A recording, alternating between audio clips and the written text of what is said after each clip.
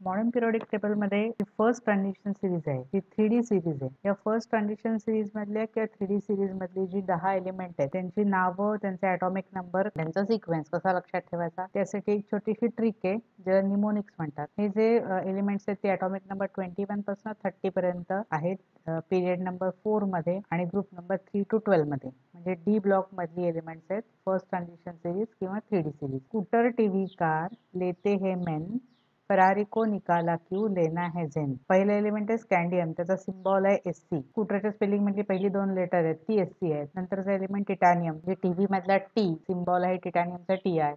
नंतर element vanadium V, TV मधला V. नंतर क्रोमियम, क्रोमियमचा सिम्बॉल आहे CR, तर कार मधला C आणि R मिळून क्रोमियमचा सिम्बॉल लिहू शकतो. तर आहे मँगनीज MN.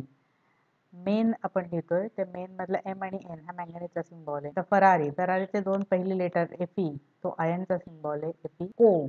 कोबाल्ट CO, कोबाल्टचा सिम्बॉल CO. निकाला मधलं पहिले Ni, हा निकेलचा सिम्बॉल आहे Ni. क्यू मधला Cu, हा कॉपरचा सिम्बॉल आहे. आणि झेन म्हणजे Z आणि N हा झिंकचा सिम्बॉल आहे. ज्याची कपॅसिटी फरारी घ्यायची आहे तो झेन घेण्यासाठी फरारी विकेल का, हे असं काहीतरी ऑड आहे ना, असा काहीतरी फनी सिक्वेन्स असेल तर आपल्याला नीट लक्षात राहतो. म्हणून आपण 3D सिरीज साठी किंवा फर्स्ट ट्रान्झिशन सिरीज साठी हा सिक्वेन्स किंवा हे निमोनिक लक्षात ठेवू शकतो. स्कूटर, टीव्ही, कार, लेते हे मेन, फरारी को निकाला क्यू, लेना है जेन. आता तुम्हाला प्रश्न पडला असेल की हे लेते हे आणि लेना है असं मध्येच का लिहिलं आणि एस्पेशली क्रोमियम नंतर आणि कॉपर नंतर का लिहिलं. त्याचं उत्तर तुम्हाला मिळेल, पण कधी, जेव्हा तुम्ही या सगळ्या एलिमेंट्सची इलेक्ट्रॉनिक कॉन्फिगरेशन शिकाल तेव्हा मिळेल. क्रोमियम नंतरच का लिहिलं आणि कॉपर नंतरच का लिहिलं. काहीतरी लक्षात ठेवण्यासाठी मुद्दामून हे क्रोमियम नंतर आणि कॉपर नंतर लिहिलंय. ह्याची माहिती जर तुम्हाला हवी असेल तर आपल्या चॅनलवरती क्रोमियम आणि कॉपरच्या इलेक्ट्रॉनिक कॉन्फिगरेशनसाठी एक व्हिडिओ आहे, तो व्हिडिओ नक्की बघा.